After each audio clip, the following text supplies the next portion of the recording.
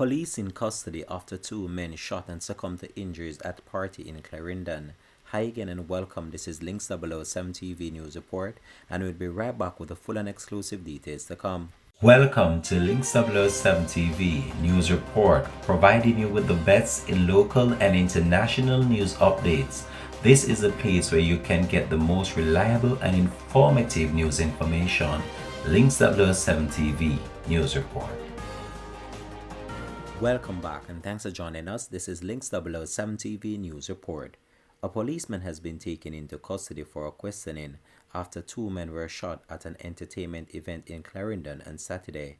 Reports are that around 12:30 a.m., the police constable was at the party when an argument developed. Reports are that the police constable was struck in the face by someone at the party.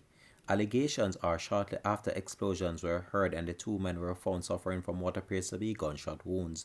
They were taken to the hospital where they succumbed to their injuries. The police investigation continues. This has been Links 007 TV, and we'll continue to track this story and provide you with the latest information to come on this. Thanks for watching.